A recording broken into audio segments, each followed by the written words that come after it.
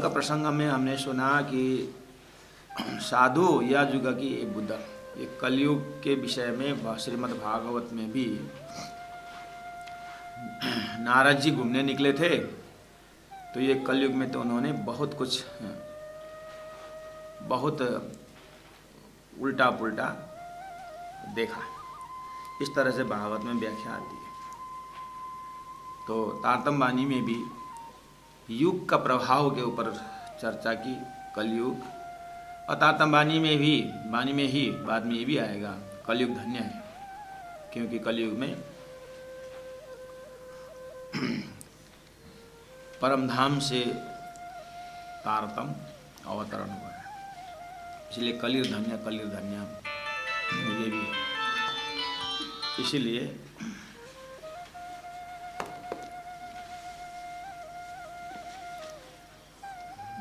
तो ये कल हम लोगों ने इस विषय में दुनी पे चाहे दुनिया, इसको भी हमने अच्छी तरह से देखा। कभी कभी सुंदर साथ पाठ करते हैं, वो पाठ तो हो जाता है श्रद्धा के बल पर, लेकिन बुद्धि क्या पकड़ रही है उसके लिए सहयोग मिलेगा कि ऐसे कुछ आंटी गुटी जिसको बोलते हैं। तो दुनी, सारा जीव दुनी पे अपने इष्ट से, लेकिन दुनिया के अंदर ही इष्ट। दुनी पे शब्द इसलिए आया क्योंकि 14 लोग के अंदर का इष्ट है ना, तो 14 लोग तो दुनिया के अंदर ही आता है, स्वप्न के अंदर ही आता है। इसलिए चाहे दुनिया, स्वप्निक जीव स्वप्निक इष्ट से स्वप्निक वस्तु ही चाहता है। भर्मसो भर्म भरमाना करके भी आया था। यहाँ पर दुनी पे चाहे दुनिया। तो अब हम जैसे अपने ऊपर देखते हैं, हाँ हम शारीरिक रोग से निरोग होना चाहते हैं, लेकिन आत्म रोग बुरो लगे, आत्मा का रोग काम से हमारे दिमाग पहुँचता ही नहीं। और जो भी हम बहुत व्यस्त हैं, किसके लिए? संसार में व्यवस्थित होने के लिए। और संसार में व्यवस्थित होके क्या करना? घर बनाएंगे, उसके पीछे रिपेयरिंग लटक रहा है। फूल खिलाएंगे, उसके पर मुरझाने वाला गुण लटक रहा है। हर चीज़ जो नया बनाते हैं, पुराना उसके ऊपर लटका हुआ होता है, तो कुछ व्यवस्थित होगा ही नहीं। इसीलिए दुनी पे चाहे दुनिया। अब उसको फैलाने के लिए अपने इष्ट से करामत चाहते हैं, चमत्कार चाहते हैं। तो इस विषय में हमने लंबी चर्चा की। तो आज चलते हैं प्रकरण 21 में। धनी जी कहते हैं, चलो जुगे जायरी सुध बिना, सुध बिना, सुध बिना, सुध बिना, चलो जुगे जायरी सुध बिना। आपने गिनती की कितने बार शुद्ध बिना आया? चलो जुगे जायरी शुद्ध बिना, शुद्ध बिना, शुद्ध बिना, शुद्ध बिना, चलो जुगे शुद्ध बिना। 5 बार शुद्ध बिना, शुद्ध बिना, शुद्ध बिना, शुद्ध बिना, शुद्ध बिना, 5 बार आया है शुद्ध बिना।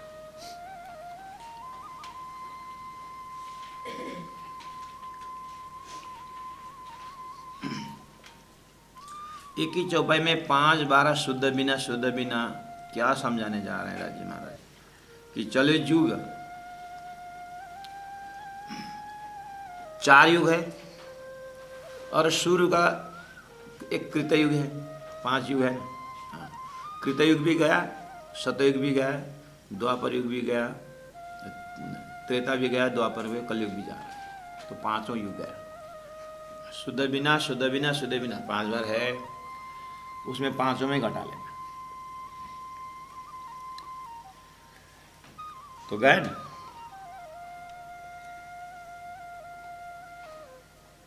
और मनुष्य की अवस्था देखिए तो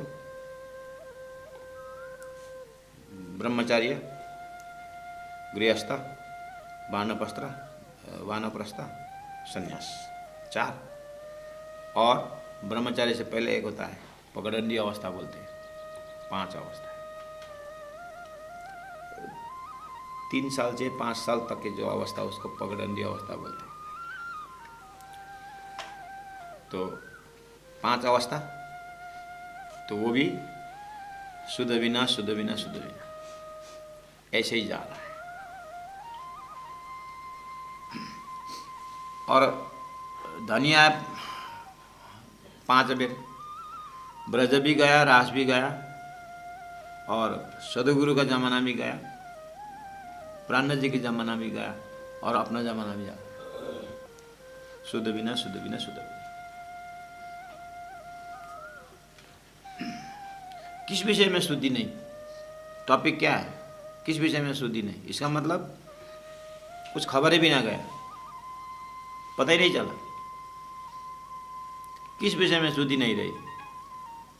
20 नंबर चौपाई में पहले ही कहा, कौन मैं, कहाँ को, कहाँ थे बिछोरिया, कौन बोम ए छल। ये जो मुख्य विषय है, इसके ही बिना, इसको समझे बिना, इसको जाने बिना इस तरह से समय गया। शुद्ध बिना शुद्ध बिना शुद्ध बिना।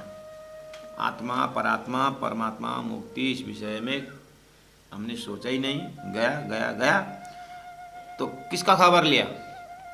शरीर का, संसार का, व्यवहार का, बंधु बांधव का, संतान का, वंश का। बस वंश कैसे चले।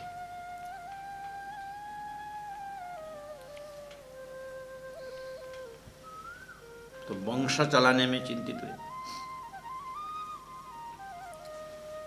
तो इस तरह से समय जा रहा है। पूरा तारतम्य सैटेलाइट से देख रहे हैं किस तरह से जीव कहां कहां से भटक रहा है।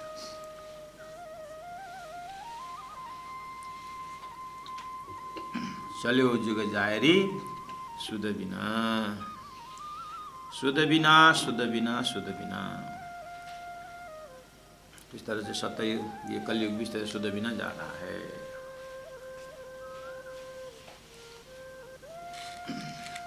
कहाँ भूले? मूल प्रकृति मोह आम थे, उपजे 3 गुण, सो 5 में पसरे, हुए अंधेरी 14 भवन, ऐसे में भूले। अब जब प्रलय प्रकृति जब हुई, तब 5 14 पतन, तब 5 14 पतन, पतन मतलब नाश, 14 लोग पतन नाश। उसके बाद मोह अहम सब उड़े, रहे सरगुण न निर्गुण कुछ नहीं रहेगा। अब खबर क्या लेना था?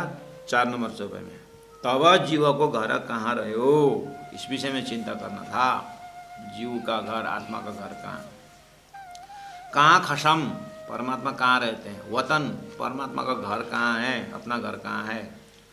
ये चीज पे ध्यान देना था। लेकिन चलो जुग जायरी शुद्ध बिना शुद्ध बिना शुद्ध बिना।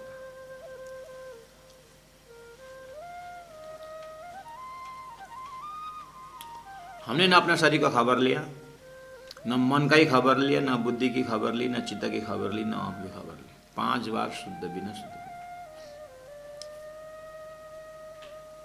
मन की खबर ली मतलब मन क्या सोच रहा है, इसको क्या सोचना चाहिए, क्या संकल्प करना चाहिए, किस चीज में विकल्प, किस चीज को नहीं सोचना चाहिए। असोच्यन सोचस्तुम प्रज्ञावादम सभासि, गीता कहती है। जो नहीं सोचने लायक है उसमें सोचते हो यार। तो हम भी अर्जुन से काम करें और सोचना चाहिए था।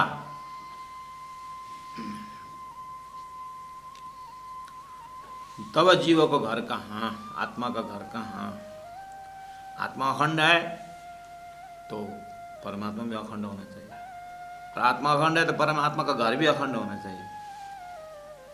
इस विषय में सोचे नहीं। गुरु शिष्य नाम बहुत अदार है। 14 नंबर 5 4 में गुरु शिष्य नाम बहुत अदार है। संसार में गुरु शिष्य का बाजार, पर ए शुद्ध परिन किना। लेकिन ये शुद्ध, ये खबर परिन किना, किसी को भी खबर नहीं के किस विषय में। जीव को घर कहाँ, परमात्मा को घर कहाँ? परमात्मा साकार है कि निराकार है कि शुद्ध साकार है? क्या इस विषय में किसी को ध्यान ही नहीं गया।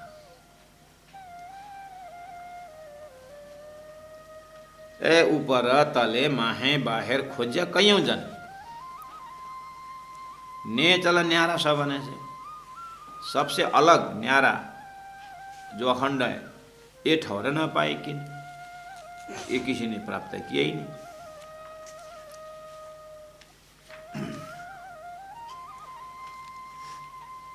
सुंदर साथ जी इस तरह से 1 नंबर से 5 नंबर चौपाई तक हमने ओवरऑल आपको फेमिलियर बनाया चौपाई।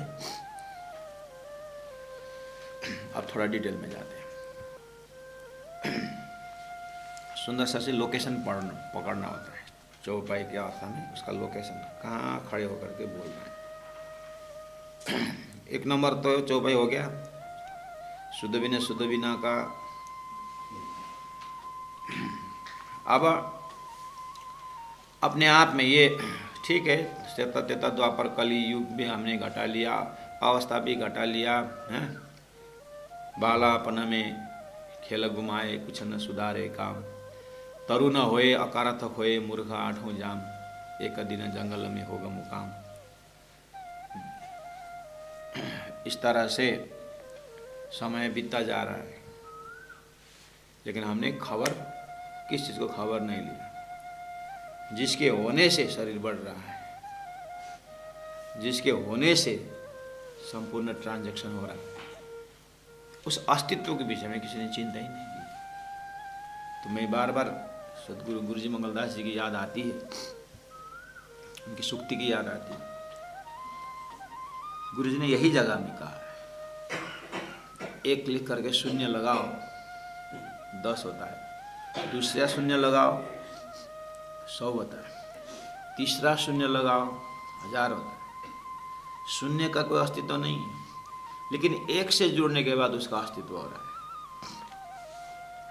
1 है इसलिए 10, 100, 1000 करके हम बोल रहे हैं। 1 को मिटा दीजिए, शून्य का कोई कीमत, कोई वैल्यू नहीं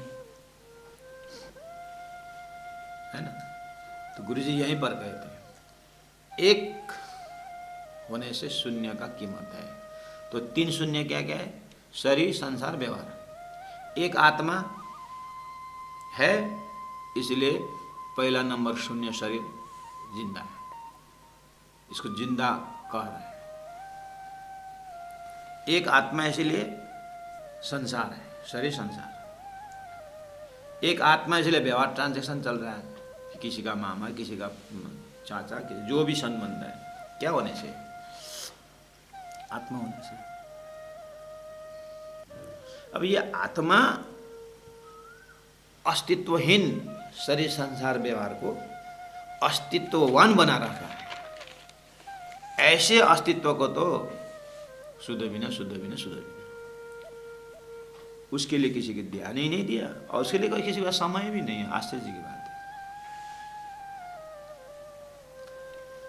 वो आधार है। हम बार बार उदाहरण देते हैं, सिनेमा देखने जाते हैं, पर्दा को कोई ध्यान नहीं देता। गाड़ी में चढ़ के जाते हैं, टायर का हवा कोई ध्यान ही नहीं देता। रेलवे में हजारों किलोमीटर जाते हैं, पटरी को कोई याद ही नहीं करता। जैसे ट्रेन पटरी से उतर जाती है तो पता चलता है कि पटरी से उतर गई। ऐसे जीवन आत्मा रूपी पटरी में चल रही है, और जिस दिन डिरेल हो जाते हैं तो फलना मर गया। तो जन्म गया, मर गया, इतना ही ध्यान देना है। मर गया इतना ही। तो मनुष्य प्राप्त करने का इतना ही उद्देश्य नहीं है। उसके लिए संतवाणी, ब्रह्मवाणी सब होश में आने की बात कर रहे हैं। 3 घंटा का सिनेमा देखते हैं, पर्दा का कोई ध्यान नहीं देता, और देना भी बेकार है।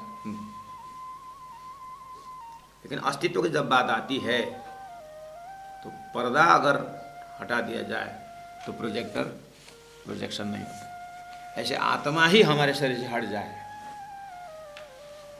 तो फिर खेल खत्म। इसका मतलब शरीर में कुछ ऐसे अस्तित्ववान चीज है जिसके ऊपर हमें ध्यान देना है, उसके खबर लेना है। इस तरफ किसी का ध्यान ही नहीं। आज ही नहीं, आज है नहीं, सतयुग में ऐसे था, द्वापर में ऐसा है, त्रेता में ऐसा था, ऐसे कल भी ऐसे ही चल रहा है। आप ही ध्यान लगाइए अपनी बाल्यावस्था में। साधु संतों के पास आप माता जी ने लेके गए होंगे, हमें कितने मेले भंडारे में गए होंगे, लेकिन कहीं आत्मा परमात्मा के विषय में बातें हुई क्या? और आज भी लगता है कि हाँ कुछ होश में आया, लेकिन वो भी मुश्किल है। खाली शरीर में ही कलर वस्त्र लगाने से, गले में कंठी माला पहनने से ही आत्मा की शुद्धि आई, ऐसी बात नहीं। इतना है कि ये याद दिलाता जरूर है, और आउटर जो प्रलोभन है उससे बचाता जरूर है, लेकिन आत्मा का झुकाव परमात्मा, वो श्वास की भांति याद होना, ये इतना आसान नहीं।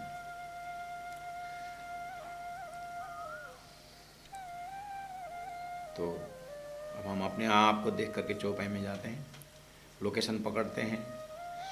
2 नंबर चौपाई में कहा थोड़ा शास्त्रीय पक्ष है, तो कितने सुंदर शास्त्री शास्त्रीय पक्ष है, थोड़ा आलसी भी आती है, क्योंकि समझने में थोड़ा दिमाग की खेल रहता है। मूला प्रकृति मोह अहम थे उपजे तीनों गुण।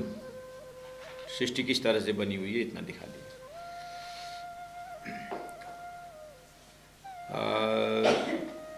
मूल प्रकृति मोह अहम थे का अर्थ होता है से, मूल प्रकृति से, मोह से, अहम से उत्पन्न हुआ तीनों गुण, 17 3 गुण।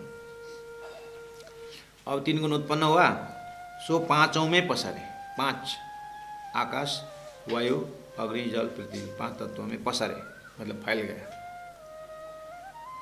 उसके बाद 5 तत्वों से क्या बना? हुई अंधेरी 14 भवन, अंधेरा 14 भवन। क्यों अंधेरा? इतना सूर्य है तो, सूर्य उदय तो 1 नंबर अंधकार है आत्मा के लिए। कम से कम रात्रि थोड़ा सा चिंतन एक ही तरफ जा करके घोर नींद में चला जाता। दिन में तो जैसे जैसे सूर्य का किरण उतना उतना मन की वृत्तियाँ एक्सट्रोवर्टेडनेस बहिर्मुखी हो जाता है।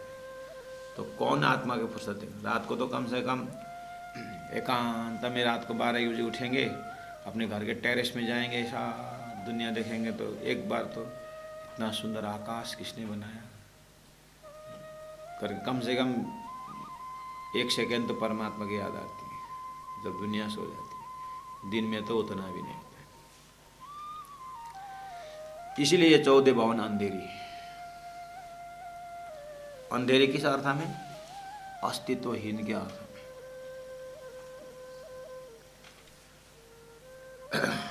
अच्छा, चलो अब फिर दर्शन करते हैं 2 नंबर चौपाई में। मूल प्रकृति का लोकेशन क्या है? क्या है मूल प्रकृति? इसमें आपको थोड़ा तारतम्य कॉन्सेप्ट में विराट करके जो एक प्रकरण है, मतलब सब्जेक्ट है, इसमें थोड़ा सा फेमिलियर होना पड़ेगा। इसीलिए तारतम्य जो 18 जन्मवाणी शुरू करने से पहले एक हमारा प्राइमरी ग्रंथ है जिसको विराट बोलते हैं, तो वो विराट पहले सिखाया जाता है। उसमें ये सब लोकेशन दिखा दिया जाता है। वो जो विराट हम सीखते हैं,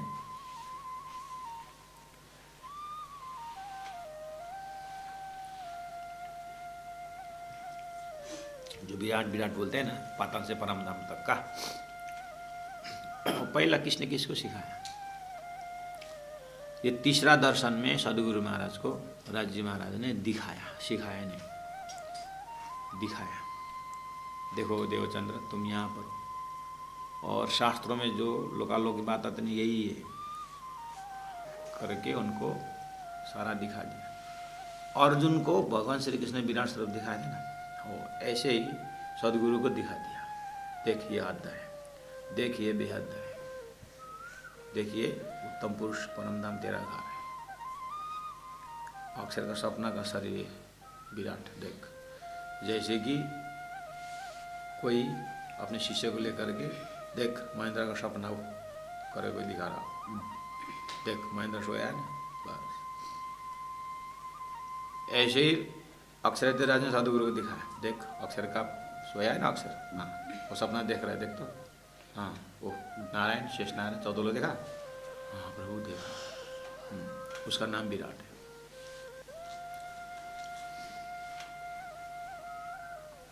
वहां पर है ये मूल प्रकृति। तब अब आई और नजदीक से आइए, और नजदीक से आइए, अपने आप में आइए। मूल प्रकृति का दर्शन हम अपने आप कर सकते हैं। उसके बाद पहले अपने में देखें, उसके बाद अक्षर के पास चले जाएं। अपने आप में देखना है मूल प्रकृति क्या होता है। जो भी हम सोचते हैं ना, हमारा जीव ये इंस्ट्रूमेंट में आने के बाद जो भी सोचता है ना, आत्म ये जो चित्त चिंतन करता है, उसे बुद्धि निर्णय देती है, उसके मन उसके ऊपर संकल्प विकल्प करते हैं, उसके बाद शरीर आगे आता है, करना न करना, बुद्धि उसको हो, ये ना ये एक इंस्ट्रूमेंट है। ये इंस्ट्रूमेंट जैसे पंखा इंस्ट्रूमेंट है, ठीक है। पंखा के अंदर जो कॉपर वायर है, जो वाइंडिंग करके जो रखा हुआ है, वो रेडी। आखिर जिन्होंने बिजली बनाया उसी ने पंखा ही बनाया। बिजली करंट जिसने किया, उसी दिमाग ने इस करंट को यहाँ डालने से पंखा घूमेगा और हवा फेंकेगा, तो वो भी बनाया और करंट दे करके उसको घुमाया। इसका मतलब घूमने का जो तरीका उसके अंदर है, खाली करंट का जरूरत है। तो इस एग्जाम्पल में पंखा है, उसके अंदर जो भी मैकेनिकल है वो प्रकृति है।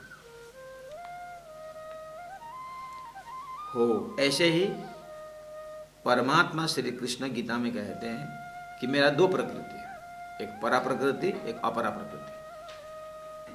परा प्रकृति मेरा जीव है, अपरा प्रकृति जो है वो मेरा 5 तत्व का इंस्ट्रूमेंट है। ठीक है। तो अब अपने शरीर में आइए। माँ के पेट में जो शरीर बनता है वो परमात्मा का प्रकृति से बनता है। उसमें 5 तत्व है, 17 तत्व माना जाता है, बुद्धि, ये सब। तो वो आपको श्री गुरु जी के तत्वबोध, गुरु जी के आत्मसंबंध ग्रंथ में भी आप देख सकते हैं। या और डिटेल में जाना है तो थोड़ा आउट नॉलेज अगर लेना चाहते हैं तो आदि शंकराचार्य ने तत्वबोध, आत्मबोध ऐसी किताबें लिखी हैं। विवेक चूड़ामणि ऐसी किताबें लिखी हैं जहाँ पर शुरू में एकदम उन्होंने ये तत्व कहा, सूक्ष्म शरीर क्या है और कारण शरीर क्या है करके बहुत डिटेल में वर्णन किए हैं। तो वाणी में उतना भी डिटेल से नहीं, बस वो ब्रह्मवाणी के अंदर वो शब्द प्रयोग कर देते हैं, उसको खोजी अपने को करना पड़ता है। तो उसी खोजी में सद्गुरु प्राणनाथ जी ने ही चौबे उतरती थी। अब ये तो एकदम जंपिंग है। तो फिर स्वयं महामति प्राणनाथ जी विराट एक एक शब्द व्याख्या करते थे। तो उन्होंने किया हुआ व्याख्या जो है वही प्राणनाथ जी के ज़माने में ही वो व्याख्या गुरु परंपरा हो करके आया, तो उसको विराट शब्द में रखा हुआ है। और उदयपुर के तालाब में आप वहाँ पर वितक में आप वितक श्रवण कर रहे हैं डिटेल में, जब उदयपुर पहुँचते ना आपको याद दिला देंगे। वहाँ पर बालू में प्राणनाथ जी महाप्रभु नक्शा बनाते हैं। सदगुरु महाराज जिस तरह से व्याख्या करते थे, सदगुरु महाराज जब व्याख्या करते थे तो सुंदर साथ को लोकेशन पकड़ना मुश्किल पड़ जाता था, तो दीवार में बनाते थे नक्शा। और वह तो ब्रह्मात्मा थे, उनके शब्दों से ही उनको नक्शा आ जाता था ब्रह्मात्मा। उन्हीं में से इंद्रावती आत्मा परमधाम की आत्मा ने अब देना पड़ा, जीव को ईश्वरी को भी देना पड़ा। तो उन्होंने उसको और एकदम जमीन में उतार करके उदयपुर के तालाब में बालू में बना बना करके उन्होंने सिखाया। और बगल में मुकुंदास जी जैसे, लालदास जी जैसे, केशवदास जी जैसे विद्वान थे, शास्त्रा और कुरान पुराण के प्रकांड थे। अच्छा यानी यही तो कुरान में 14 तबक बोला हुआ है। और मुकुंदास जी बोले हाँ इसी को तो 14 लोग करके बोला है। इस तरह से साक्षात हकी स्वरूप महामती प्राणनाथ जी इस तरह नक्शा बना उसी का आज हमारे में बैराट करके विषय सब्जेक्ट है, बहुत इंपॉर्टेंट है। सुंदर सा मास्टर किए विराट, ज़्यादा नहीं लगेगा, 15-20 दिन लगेगा। दिन में 9-9 घंटे सीखेंगे तो ज़्यादा टाइम नहीं लगेगा। वहाँ पर ही सारा लोकेशन आता है सुंदर सा। अब उसको वो सब्जेक्ट को अध्ययन किए बिना ये मूल प्रकृति मोह अहम ये जो मैं व्याख्या तो करूँगा, लेकिन पहले टेलीफोन था तो लोग टेलीफोन में बात करते थे कि मेरे सामने में टेबल है ना, वो ये टेबल देख रहे हो तो इसका टेबल क्लॉथ बनाना है फोन, इतने साइज का बनाना। अब बेचारा सामने वाला ये कहाँ है, उसका टेबल कितना है क्या है कैसे पता चले। आज ऐसे फोटो खींच दे भेज दिए, ऐसा नहीं।